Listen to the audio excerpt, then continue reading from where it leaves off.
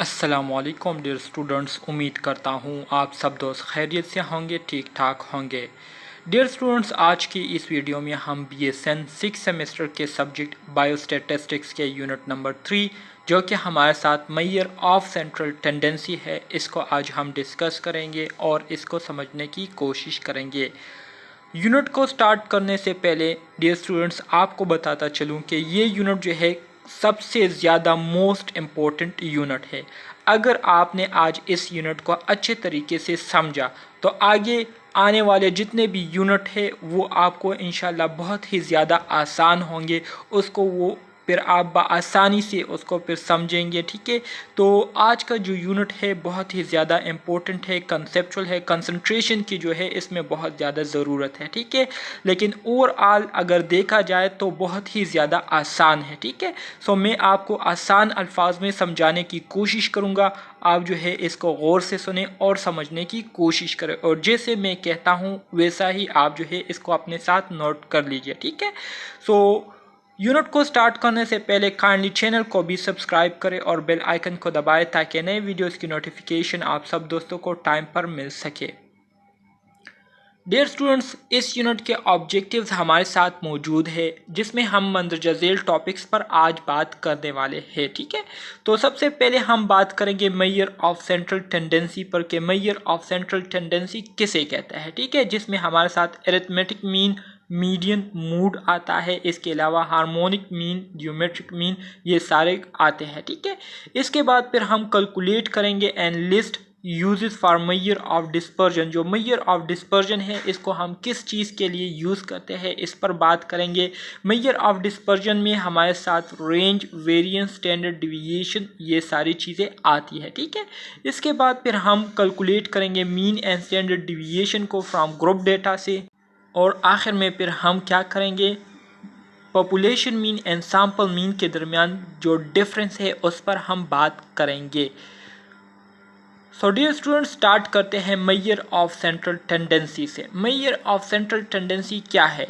Measure of central tendency ये असल में हमारे साथ पैरामीटर्स है, जो कि इसमें हमारे साथ 3 पैरामीटर मौजूद होते हैं, जिसमें एक हमारे साथ मीन होता है, एक मीडियन होता है, एक मूड होता है। ठीक है, मेजर ऑफ सेंट्रल टेंडेंसी ये हमारे साथ बुनियादी चीज़ें हैं। ठीक है, अगर इसको आप आज समझेंगे तो इंशाल्लाह आगे जितने भी यूनिट आएंगे उसमें आपको बहुत ही ज़्यादा आसानी होंगी। ठीक है, सो इसमें हमारे साथ मीन है, मीडियन है और मूड है। ठीक है, इस पर आज हम डिटेल के साथ बात करेंगे।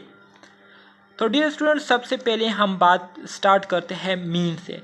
मीन्स की अगर हम एवरेज या मीन्स की जो लफ्ज़ी मानी को हम देखें तो मीन से मुराद एवरेज है। ठीक है, किसी भी डेटा का जब हम एवरेज निकालते हैं तो उसको हम मीन कहते हैं। ठीक है, it is computed by summing all the observation value about which observation tend to cluster.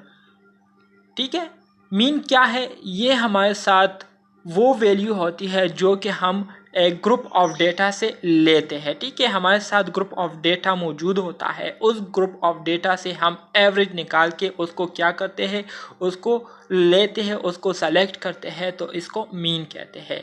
अब इसको हम किस तरह से कैलकुलेट करेंगे, किस तरह से हम मीन को यूज़ कर सकते हैं या एवरेज किस तरह से हम निकाल सकते हैं, तो इसका सबसे आसान तरीका यह है कि कंप्यूटेड से मुराद calculated by adding of values of all observation in the sample. हमारे साथ सैंपल में जो डेटा दिया गया होता है तो उस डेटा को सबसे पहले हमने क्या कर देना है, एक दूसरे के साथ ऐड कर लेना है, प्लस कर लेना है। जब हम उस डेटा को एक दूसरे के साथ प्लस कर लेंगे तो उसको फिर हम डिवाइड करेंगे the sum by the number of observation. तो हमारे साथ जितनी भी ऑब्जर्वेशन है, ठीक है, जिससे हमने इस डेटा को लिया होता है तो उसको हमने क्या कर देना है, उसको हमने सम करके फिर इस पर डिवाइड कर लेना है। अब यहाँ पर मैं आपको समझाता हूँ। मिसाल के तौर पर हमारे साथ डेटा जो है सैंपल में वो कितना है, x1 हमारे साथ इक्वल है मिसाल के तौर पर 2 के, x2 जो है ये हमारे साथ इक्वल है 3 के, इसी तरह से x3 हमारे साथ इक्वल है 4 के। ठीक है, तो ये हमारे साथ एक डेटा सेट आ गया, ठीक है। तो इसमें हमने मीन को किस तरह से निकालना है, सबसे पहले हमने इस टोटल ऑब्जर्वेशन को क्या करना है, इस टोटल ऑब्जर्वेशन को ऐड करना है। अब 2 + 3 + 4 ये हमारे साथ कितना हो गया, टोटल हमारे साथ 9 आ गया, ठीक है। ये हमारे साथ 9 आ गया, ठीक है। 3 + 2 5 एंड 5 + 4 9 आ गया। और जब हमने इन तमाम ऑब्जर्वेशन को प्लस कर लिया, इसके बाद हमारे साथ दूसरा स्टेप कौन सा है, फिर इस नंबर को हमने डिवाइड करना है टोटल ऑब्जर्वेशन पर। हमारे साथ टोटल ऑब्जर्वेशन कितनी है, 1 2 3, हमारे साथ टोटल ऑब्जर्वेशन 3 है, तो यहाँ पर हमने लिख दिया 3, ठीक है, 3 लिख दिया। अब इससे एवरेज किस तरह से निकालना है, इस 3 को डिवाइड कर लेना है इस 9 पर, ठीक है। सो 3 3 9, तो यहाँ पर हमारे साथ आंसर आ गया 3। तो ये 3 क्या है, ये 3 हमारे साथ मीन है, ठीक है, इस डेटा सेट का। तो इस तरीके से आपने मीन को निकालना है, बहुत ही आसान है डियर स्टूडेंट्स। आप इस पर खुद भी प्रैक्टिस करके अपने आप को इसमें एक्सपर्ट बना सकते हैं। यहाँ पर एक एग्जाम्पल भी दिया गया है, एग्जाम्पल के ज़रिए अब मैं आपको यहाँ पर समझाऊंगा, ठीक है। एग्जाम्पल में कहा गया है let us compute the mean of this sample. हमें सैंपल में डेटा दिया गया है और कहा गया है कि इस सैंपल से आप मीन निकालें, ठीक है। तो हमारे साथ डेटा जो है वो मौजूद है 110 118 110 सबर करें, मैं इसको थोड़ा हाईलाइट करता हूँ। 110 हो गया, ठीक है, 118 110 122 110 150। तो टोटल ऑब्जर्वेशन हमारे साथ कितनी है, 1 2 3 4 5 6, टोटल ऑब्जर्वेशन हमारे साथ 6 है। और इन टोटल ऑब्जर्वेशन में हमारे साथ जो डेटा है वो दिया गया है। सबसे पहले हमने इस डेटा को प्लस करना है, ठीक है, जो कि आपको यहाँ पर दिया गया है, आप इसको देख सकते हैं, जिसको मैं अंडरलाइन कर रहा हूँ, ठीक है। इसको आपने ऐड कर लेना है। अब आप इसको खुद ऐड करें, ठीक है। इससे जो आंसर आएगा फिर उसको आपने किस पर डिवाइड करना है, टोटल ऑब्जर्वेशन हमारे साथ क्या है, 6 है, तो इसको हमने 6 पर डिवाइड कर लेना है। जब 6 पर डिवाइड करेंगे तो इससे हमारे साथ आंसर क्या आएगा, 120 आएगा। सो इस गिवन डेटा का जो एवरेज है वो हमारे साथ क्या है, 120 है, ठीक है। तो ये हमारे साथ एग्जाम्पल जो है इस तरीके से आ गया। डियर स्टूडेंट्स, यहाँ पर जो है फार्मूला भी आपको बताया गया है, दिखाया गया है मीन का, जो कि हमारे साथ क्या है, यहाँ पर हमारे साथ सैंपल मीन है, तो सैंपल मीन को हम रिप्रेजेंट करते हैं एक्स बार से, ठीक है, या के स्मॉल एक्स बार से जो है इसको हम क्या करते हैं, रिप्रेजेंट करते हैं सैंपल मीन को, ठीक है, स्मॉल एक्स बार से। X bar is equal to sum of absolute mean या absolute value, sum of absolute value divided by n. तो ये हमारे साथ फार्मूला है, जैसे कि आप यहाँ पर देख सकते हैं, ये वाला, ठीक है। ये फार्मूला आपके साथ मीन का दिया गया है, ठीक है, ये वाला, ठीक है, जिसको मैं मार्क कर रहा हूँ। तो इस फार्मूले के ज़रिए आप हर किस्म के डेटा को जो है सॉल्व कर सकते हैं, जिसमें आपसे मीन को जो है मांगा गया हो। तो इस फार्मूले के ज़रिए आप आसानी से सॉल्व कर सकते हैं, बहुत ही आसान है डियर स्टूडेंट्स। डियर स्टूडेंट्स, अब इस फार्मूले को जो है आपको डिस्क्राइब किया जा रहा है कि फार्मूलाज में हमारे साथ जो एलिमेंट है इसका क्या मतलब है।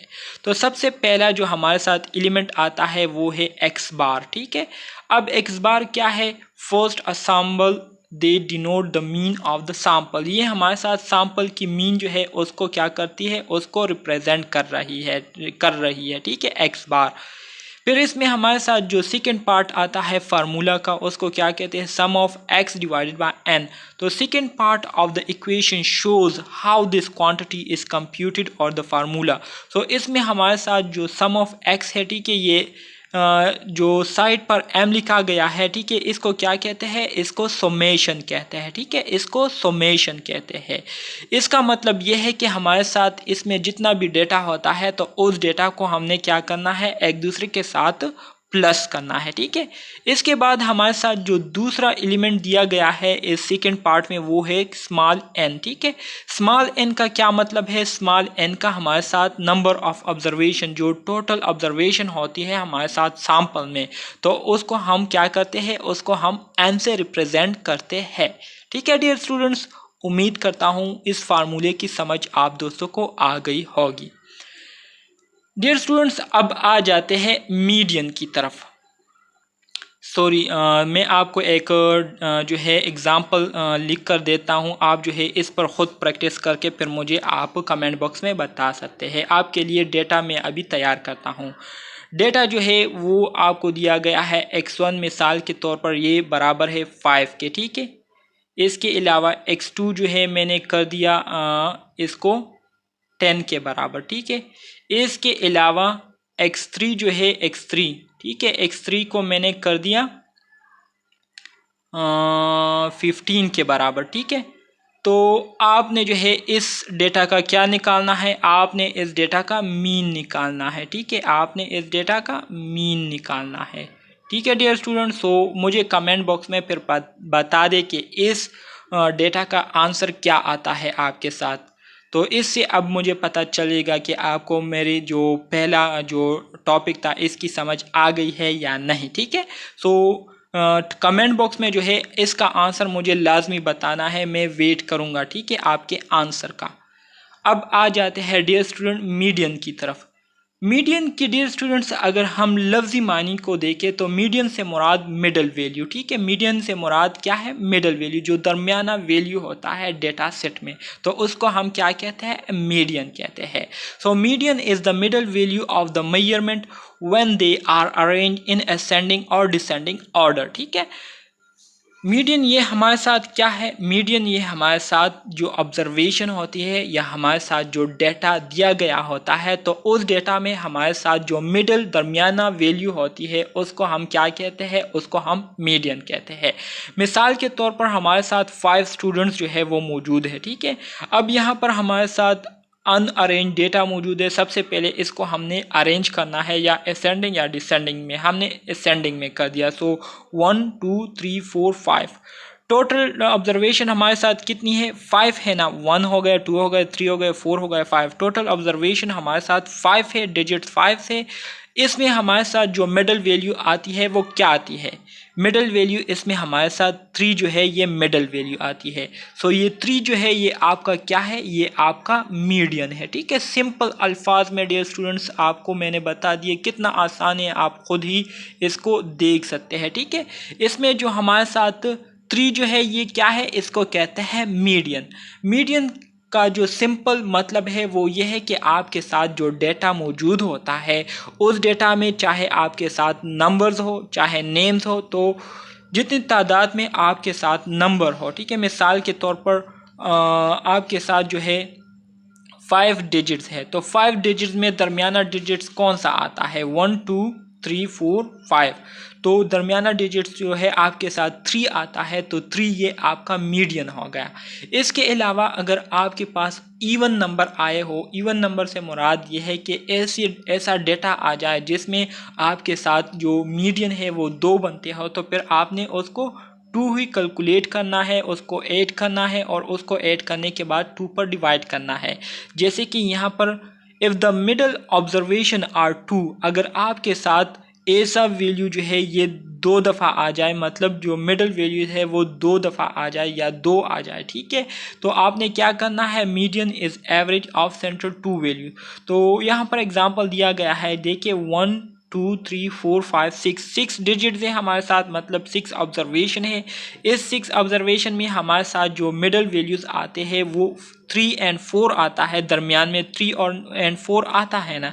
तो हमने सबसे पहले इस 3 और 4 को प्लस करना है, जिससे हमारे साथ 7 आएगा, और उस 7 को फिर हम क्या करेंगे, डिवाइड करेंगे 2 पर, तो इससे हमारे साथ 3.5 आ जाएगा। तो ये हमारा मीडियन हो जाएगा, ठीक है डियर स्टूडेंट्स। इसी तरह से अगर मीडियन वैल्यू 3 आ जाए, 3 डिजिट्स पर मीडियन मुश्तमिल हो, तो फिर हमने सबसे पहले उन तीनों वैल्यूज़ को प्लस कर देना है और उसको फिर हमने डिवाइड कर देना है 2 पर। तो इसी तरह से हमारे साथ आंसर मीडियन आ जाएगा, ठीक है डियर स्टूडेंट्स। तो बहुत ही आसान है, इसमें मुश्किल की कोई बात नहीं है। डियर स्टूडेंट्स, अब आ जाते हैं मूड की तरफ। मूड जो है ये सबसे ज़्यादा आसान है, ठीक है डियर स्टूडेंट्स, सबसे ज़्यादा आसान है मूड। मूड किसे कहते हैं, पहले इसको समझे। ऑब्जर्वेशन अकर मोस्ट फ्रीक्वेंटली, मूड से मुराद हमारे साथ एक डेटा है, ठीक है, एक डेटा हमें दिया गया है तो उस डेटा में एक डिजिट वो कितनी बार जो है वो आया हुआ है, कितनी बार एक डिजिट जो है वो मेंशन हुआ है उस डेटा में। तो जितनी बार मेंशन हुआ होता है, अगर 2 दफ़ा मेंशन हो या 3 दफ़ा मेंशन हो, तो हमने उस डेटा को, उस डिजिट्स को क्या कर देना है, इस डेटा से निकाल देना है। तो ये हमारे साथ क्या है, इसको कहते हैं मूड। जैसे कि अगर आप एग्जांपल में देखें, हमारे साथ डेटा दिया गया है 30, 32, 35, 37, 41, 45, 41। तो अगर इस गिवन डेटा पर आप थोड़ा सा नज़र डालें तो यहाँ पर हमारे साथ 41 जो है 2 दफ़ा आया हुआ है, मतलब 2 दफ़ा जो है 41 जो है मेंशन हुआ है। तो यहाँ पर हमारे साथ मूड क्या आएगा, मूड हमारे साथ फिर 41 आएगा। ठीक है, इसी तरह से अगर 2 दफ़ा 2 डिजिट जो है वो रिपीट हुआ हो, तो फिर हमारा साथ जो मूड आएगा वो क्या आएगा, वो फिर हमारे साथ 32 या 41 आएगा जी, 32 एंड 41 आएगा। जैसे कि यहाँ पर नीचे एग्जांपल में दिया गया है 30, 32, 35, 37, 41, 45, 41, 32। तो इस डेटा में हमारे साथ 32 और 41 डिजिट जो है ये 2 दफ़ा रिपीट हुआ है। तो इसी तरह से हमारे साथ जो मूड आएगा वो फिर 32 एंड 41 आएगा। ठीक है डियर स्टूडेंट, बहुत ही आसान है, बहुत ही सिंपल है, मुश्किल की इसमें कोई बात नहीं है। ठीक है डियर स्टूडेंट्स, तो ये थे हमारे साथ सेंटर ऑफ टेंडेंसी। ठीक है, centre of tendencies, advantages and disadvantages of each measurement. अब हमने जो मीन, मीडियन एंड मूड को डिस्कस किया है, इसके फ़ायदे क्या है और नुकसानात क्या है। सबसे पहले हम मीन की बात करेंगे जो कि एवरेज है। ठीक है, मीन का एक फ़ायदा ये है कि इसको हम बआसानी से कंप्यूट कर सकते हैं। कंप्यूट से मुराद बआसानी से इसको हम कैलकुलेट कर सकते हैं। इसका दूसरा फ़ायदा ये है कि इसका जो आंसर होता है वो हमारे साथ फॉर्म आंसर होता है। ठीक है, इसके अलावा मीन में हमारे साथ जितना भी डेटा दिया गया होता है तो हम उस सारे डेटा को यूज़ करते हैं। ठीक है, तीसरा फ़ायदा इसका यह है कि इसको हम स्टेटिस्टिकल वर्क में यूज़ कर सकते हैं, सैंपल में हम इसको यूज़ कर सकते हैं। इसका जो नुकसान है वो ये है कि ये हमें कुछ इम्पॉसिबल फिगर जो है वो डिस्क्रीट वैल्यू में देते हैं। इसके अलावा ये जो है एक्सट्रीम वैल्यूज़ की वजह से इसका जो रिज़ल्ट है वो इफ़ेक्ट हो सकता है। एक्सट्रीम वैल्यू से मुराद सबसे लोवेस्ट वैल्यू और सबसे जो हाईएस्ट वैल्यूज़ होती है उसको एक्सट्रीम वैल्यूज़ कहते हैं। ठीक है, इसके अलावा इसको मेजर करने के लिए, मीन को कैलकुलेट करने के लिए हमें ओवरऑल डेटा की ज़रूरत होती है। ठीक है, मतलब जितना भी डेटा होता है, जितनी भी ऑब्जर्वेशन होती है, तो उस पूरी ऑब्जर्वेशन को हमें कैलकुलेट करना पड़ती है। इसके अलावा अगर मीडियन की हम बात करें, मीडियन से मुराद मिडल वैल्यू की हम बात करें, तो ये जो है इस पर एक्सट्रीम वैल्यूज़ का कोई इफ़ेक्ट नहीं पड़ता। ठीक है, इससे हम जो एग्जैक्ट वैल्यू होती है उसको हम कैलकुलेट कर सकते हैं बआसानी, और इसके साथ साथ हम मीडियन को एक्सपेरिमेंटल स्टडी के लिए यूज़ कर सकते हैं या यूज़ करते हैं। ठीक है, हमारे साथ जो एक्सपेरिमेंटल स्टडी होती है जिसमें हम एक्सपेरिमेंट्स करते हैं तो उसके लिए हम मीडियन को यूज़ करते हैं। इसके अलावा इसके जो डिसएडवांटेजेस है वो ये है कि can not be use in further statistical work. इसको हम मज़ीद स्टेटिस्टिकल वर्क में यूज़ नहीं कर सकते। इसको यूज़ करने के लिए हमें जो डेटा है उसको ऑर्डर में जो है लाना पड़ता है। ठीक है, इसके अलावा does not comprise of all data, इसको जो है हम ऑल डेटा से जो है नहीं निकाल सकते। ठीक है, मतलब इसके लिए हमें ऑल डेटा को कैलकुलेट नहीं करना पड़ता। डियर स्टूडेंट्स, अगर मूड की हम बात करें तो मूड भी जो है इसका भी एक्सट्रीम वैल्यूज़ पर कोई इफ़ेक्ट नहीं होता। एक्सट्रीम वैल्यू जो है इसको इफ़ेक्ट नहीं करता। इसके अलावा हिस्टोग्राम हम इसके लिए यूज़ कर सकते हैं। There may be more than one mode, इसके फ़ायदे नुकसानात ये है कि मूड जो है हमारे साथ एक से ज़्यादा भी हो सकते हैं। इसमें जो है हम ऑल डेटा को रिप्रेजेंट नहीं कर सकते, एक नुकसान इसका ये हो गया। इसके अलावा हम इसको स्टेटिस्टिकल वर्क में यूज़ नहीं कर सकते। Is arithmetic mean long enough to interpret the data, कहते हैं कि हमारे साथ जो अरिथमेटिक मीन है ये काफ़ी है डेटा को इंटरप्रेट करने के लिए, डेटा को समझने के लिए। No, mean alone is misleading. अगर हम सिर्फ मीन को जो है यूज़ करें अपने कैलकुलेशन में, अपने स्टेटिस्टिक्स में, तो इसके वजह से हमारा जो डेटा आएगा तो उस डेटा में फिर क्या होगा, उस डेटा में फिर बाइसिस होंगे, बाइसिस से मुराद उन डेटा में फिर एरर होंगे, ठीक है। हमारे साथ जो रिज़ल्ट आएगा वो फिर ख़राब आएगा, सही नहीं आएगा। What about the following two data set? हमारे साथ 2 डेटा सेट मौजूद है, ठीक है। डेटा सेट 1 8 8 9 10 11 12 12, ठीक है। यहाँ पर हमारे साथ जो मीन आएगा वो क्या है, तो 8 8 9 10 11 12 12, ठीक है। यहाँ पर मीन हम जब इसका निकालेंगे तो वो भी हमारे साथ क्या होगा, मुख्तलिफ होगा। और अगर हम इसका मीन निकालें तो ये भी हमारे साथ मुख्तलिफ होगा। फॉर एग्ज़ाम्पल 8 8 16 हो गए, 16 + 9 ये हमारे साथ क्या हो गए, 16 + 9 ये हमारे साथ 25 हो गए, 25 + 10 35, 35 + 11 तो ये हमारे साथ हो गए 46, एंड 46 + 12 ये हमारे साथ हो गए 58, 58 + 12 ये हमारे साथ हो गए 70 आई थिंक। तो 70 को हम क्या करेंगे, डिवाइड करेंगे कितने पर, ये हमारे साथ कितनी ऑब्जर्वेशन है, 1 2 3 4 5 6 7, 70 को 7 पर करेंगे तो इससे हमारे साथ 7 10 70, ये हमारे साथ इसका मीन आ गया, ठीक है। इसके अलावा अगर हम इस सेकंड डेटा सेट का मीन निकालें तो इसमें हमारे साथ 4 1 5 5 8 12 हो गए, 5 8 हमारे साथ 13 हो गए, 13 10 23 23 12 ये हमारे साथ कितने हो गए, 23 एंड 12 ये हमारे साथ हो गए 23 + 12 30 एंड ये हमारे साथ 35 हो गया, ठीक है। 35 + 16, अब 35 + 16 तो ये हमारे साथ आता है 51 आई थिंक, 51 एंड + 19। तो इससे जो आंसर आएगा उसको फिर आपने डिवाइड कर लेना है किस पर, 1 2 3 4 5 6 7, उसको फिर आपने जो है डिवाइड कर देना है 7 से। तो इससे आपके साथ जो आंसर आएगा तो वो एक दूसरे से डिफरेंट आएगा। तो इसलिए कहते हैं कि सिर्फ मीन को यूज़ करना स्टेटिस्टिक्स में ये काफ़ी नहीं है, बल्कि इससे हमारे साथ बहुत सारे नुकसानात जो है वो हो सकते हैं। हमारा जो ओवरऑल डेटा है वो मिसलीड हो सकता है। Measurement of dispersion, dear students, अब हम आएंगे मेजरमेंट ऑफ डिस्पर्जन की तरफ। मेजरमेंट ऑफ डिस्पर्जन से क्या मुराद है, इसको अब हम समझेंगे डिटेल के साथ, ठीक है। मेजरमेंट ऑफ डिस्पर्जन को आप मेजरमेंट ऑफ वेरिएशन भी कह सकते हैं, ठीक है।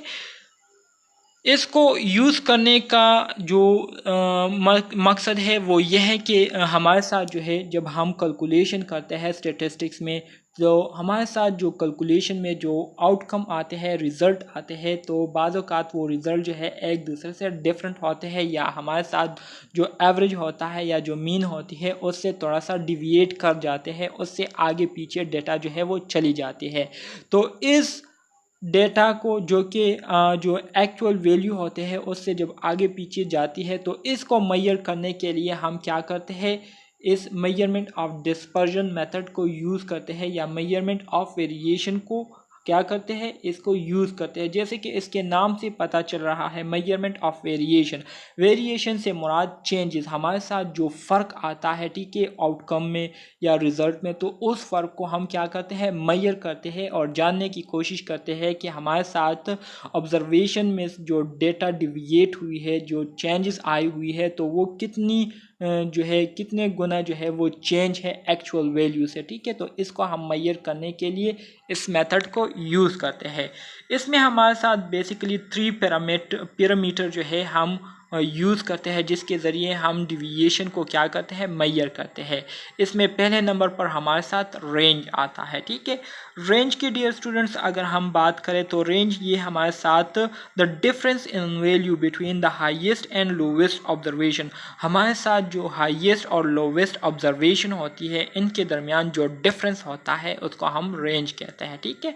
Difference in values between maximum and minimum value, हमारे साथ जो मैक्सिमम और मिनिमम वैल्यू होती है इनके दरमियान जो डिफरेंस होता है उसको हम क्या कहते हैं, उसको हम रेंज कहते हैं। रेंज का फार्मूला जैसे कि आप देख सकते हैं दिया गया है, range is equal to x maximum minus x minimum. ठीक है, x जो है ये हमारे साथ एब्सोल्यूट वैल्यू है ऑफ द ऑब्जर्वेशन। ठीक है, कोई भी वैल्यू हो सकती है। ठीक है, सो इसको जो है हम रेंज को आसानी से कैलकुलेट कर सकते हैं और जल्दी कैलकुलेट कर सकते हैं, लेकिन ये हमारे साथ ये हमारे लिए इतना फ़ायदेमंद नहीं है। क्यों नहीं है? Does not take in consideration bulk of values only extreme value, क्योंकि इसमें हम जो हमारे साथ बाकी डेटा होता है उसको हम मैयर नहीं कर सकते। इस रेंज के ज़रिए हम सिर्फ हमारे साथ जो डेटा होता है उस डेटा के एक्सट्रीम और उस डेटा के जो मीन वैल्यू होते हैं सिर्फ हम उसको मैयर करते हैं। ठीक है, और इसके अलावा हम जो बाकी डेटा होता है उसको हम कैलकुलेट नहीं कर सकते, तो इस वजह से रेंज जो है ये इतना फ़ायदेमंद नहीं है स्टैटिस्टिक्स में। ठीक है, इसके बाद हमारे साथ जो दूसरा पैरामीटर आता है, ठीक है, मेजरमेंट ऑफ वेरिएशन में, वो हमारे साथ स्टैंडर्ड डिविएशन है। स्टैंडर्ड डिविएशन ये भी हमारे साथ एक पैरामीटर है। ठीक है, जिसके ज़रिए हम क्या करते हैं, जो वैल्यूज़ में डिविएशन आई हुई होती है फ्रॉम मीन से, तो उस डिविएशन या उस डिफरेंस को हम क्या करते हैं, मेजर करते हैं स्टैंडर्ड डिविएशन के ज़रिए। तो स्टैंडर्ड डिविएशन का जो डिफिनीशन है वो आपको स्क्रीन पर दिया गया है, जो कि मैं आपको अभी जो है वो बताऊंगा। ठीक है, standard deviation is a measure which describe how much individual measurement differ on the average from the mean। अभी जो मैंने आपको कहा था कि स्टैंडर्ड डिविएशन ये हमारे साथ एक मेजरिंग टूल है। इसके ज़रिए हम क्या करते हैं, इसके ज़रिए हम मेजर करते हैं कि हमारे साथ जो वैल्यू आई हुई है कैलकुलेशन से, तो ये वैल्यू जो है कितनी जो है डिफ़र करती है एवरेज वैल्यू से जो कि हमारे साथ मीन में होती है। तो इसको कहते हैं standard deviation. A large standard deviation shows that there is a wide scattered of measure values around the mean। MCQs के हवाले से ये पॉइंट बहुत ज़्यादा इम्पोर्टेंट है। कहते हैं कि अगर आपके साथ जो स्टैंडर्ड डिविएशन वैल्यू अगर आपके साथ बहुत ज़्यादा लार्ज आ जाए वैल्यू, तो इसका मतलब ये है कि जो डिफरेंस है मीन से वो बहुत ज़्यादा डिफ़र करती है वैल्यू। ठीक है, लेकिन अगर आपके पास स्टैंडर्ड डिविएशन की वैल्यू स्मॉल आ जाए, तो इसका मतलब ये है कि जो डिविएशन आई हुई है ऑब्जर्वेशन में या रिज़ल्ट में, तो वो बहुत कम डिविएशन जो है वो हुई है, बहुत कम ही जो है वैल्यू मुख्तलिफ है। जो फाइनल जो मीन है उससे जो है बहुत कम रिज़ल्ट जो है वो मुख्तलिफ आया है। ठीक है, बहुत कम ही उसमें फ़र्क है। स्टैंडर्ड डिविएशन की अगर हम डिफिनीशन को देखें डियर स्टूडेंट, तो standard deviation is the square root of the variance. हमारे साथ जो वेरिएंस होते हैं, जो डिफरेंस आई हुई होती है, उसके स्क्वायर रूट, जब उसको हम स्क्वायर रूट में करते हैं तो उसको क्या कहते हैं, उसको स्टैंडर्ड डिविएशन कहते हैं। स्टैंडर्ड डिविएशन का फार्मूला जो है आपके स्क्रीन पर आपको दिखाई दे रहा होगा। Standard deviation is equal to square root sum of absolute value of observation minus x bar divided by n minus one. ठीक है, एक्स बार जो है ये मीन को रिप्रेजेंट कर रही है एंड एन माइनस वन ये हमारे साथ total population and the total observation in the sample minus one. N जो है, एन की वैल्यू हमारे साथ कुछ भी हो सकती है। ठीक है डियर स्टूडेंट्स, अब अगर आप इस फ्रीक्वेंसी टेबल में देखें, अब इस फ्रीक्वेंसी टेबल में हम स्टैंडर्ड डिविएशन को मिसाल के तौर पर कैलकुलेट करना चाहते हैं। ठीक है, तो बहुत ही आसान है।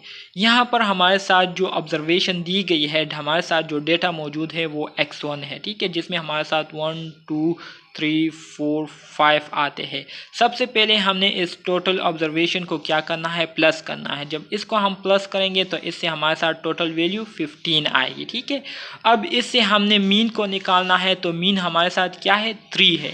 तो यहाँ पर हमने जो मीन सैम्पल मीन को हम एक्स बार से रिप्रेजेंट करते हैं, तो मीन हमारे साथ क्या है, 3 आ गया। ठीक है, सो अब हम क्या करेंगे, अब जो है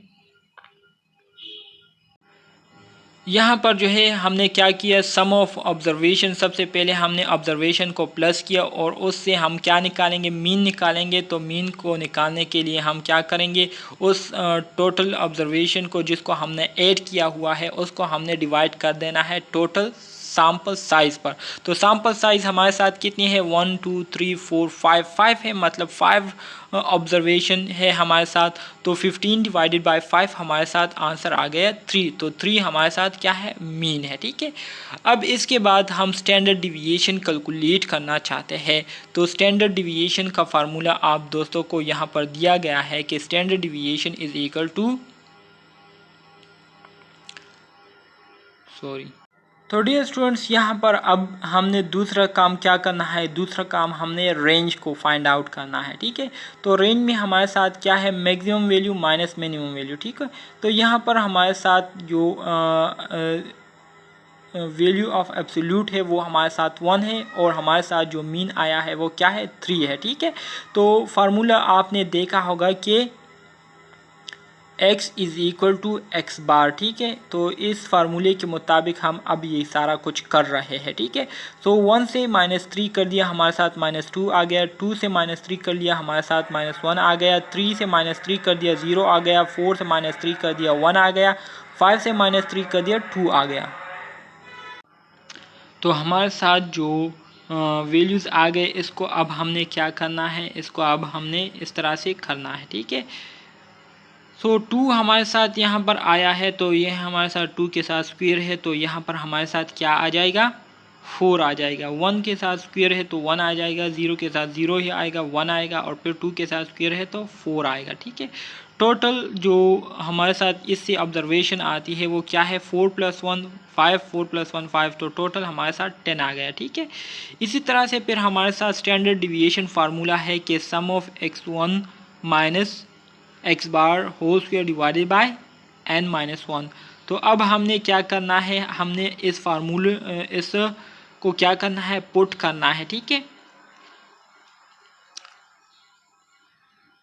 तो बहुत ही आसान है। मिसाल के तौर पर अगर मैं इस डेटा में जो है, इस फार्मूले में डेटा पुट करना चाहता हूँ, तो इसके लिए मैं क्या करूँगा, इसके लिए सबसे पहले मैं हमारे साथ जो ऑब्जर्वेशन की है हमने वो क्या है, वो हमारे साथ 4 होल स्क्वायर है, ठीक है। इसके बाद हमने इसको डिवाइड कर देना है। n-1 हमारे साथ क्या है, 10 से हमने क्या करना है, -1 करना है, 9 आ जाएगा, ठीक है। 9 आ जाएगा। और ये हमारे साथ क्या है, 4 4 16, तो 16 है। तो 16 डिवाइडेड बाय 9, इससे हमारे साथ जो आंसर आएगा वो हमारे साथ स्टैंडर्ड डिविएशन कहलाएगा। इसी तरह से अगर इसको हम देखें तो इसका हमारे साथ जो वैल्यू आता है 1 स्क्वायर इंटू 9, ठीक है। और फिर इसको क्या करना है, डिवाइड करना है 1 डिवाइडेड बाय 9, ठीक है। तो इससे हमारे साथ आंसर आ जाएगा। तो इस तरीके से ये कैलकुलेशन है। डियर स्टूडेंट, हम सैम्पल वेरिएंस को किस तरह से कैलकुलेट करेंगे, इसका तरीका आपको यहाँ पर बताया गया है। कहते हैं कि all sample variances are computed this way, इस तरीके से हम इसको कैलकुलेट करेंगे। We always take the mean, हम जो है हमेशा क्या करते हैं, मीन लेते हैं सैम्पल का। जब हम उसका मीन ले लेते हैं फिर हम क्या करते हैं, subtract each score from the mean. Her score जो है मीन से जो है जितना भी हमारे साथ स्कोर आया होता है या मौजूद होता है उसको हम क्या करते हैं, माइनस करते हैं। उसके बाद फिर हम क्या करते हैं, उसको हम फिर मल्टीप्लाई करते हैं स्क्वायर से, ठीक है। फिर मल्टीप्लाई करने के बाद उस स्क्वायर को हम क्या करते हैं, 8 करते हैं, सम करते हैं। और उसके बाद फिर हम डिवाइड करते हैं टोटल सैंपल साइज पर -1 पर, ठीक है। तो mean and standard deviation of group data का जो मीन फार्मूला और स्टैंडर्ड डिविएशन फार्मूला है वो आपको दिया गया है। मीन के लिए हमारे साथ जो फार्मूला है वो है mean is equal to sum of x bar या sum of mean divided by n. ये हमारे साथ क्या है, ये हमारे साथ एक फार्मूला आ गया, ठीक है। Sum of mean divided by n, n हमारे साथ टोटल सैंपल साइज है। जबकि जो वेरिएंस है, ठीक है, स्टैंडर्ड डिविएशन है, उसके लिए हमारे साथ जो फार्मूला है वो है स्टैंडर्ड डिविएशन फॉर सैंपल जो है उसको रिप्रेजेंट किया जाता है एस स्क्वायर से। So sum of x minus x bar whole square divided by n, ठीक है। तो ये हमारे साथ ये फार्मूला हो गया। तो इसके ज़रिए हम आगे डेटा को डिस्कस करेंगे।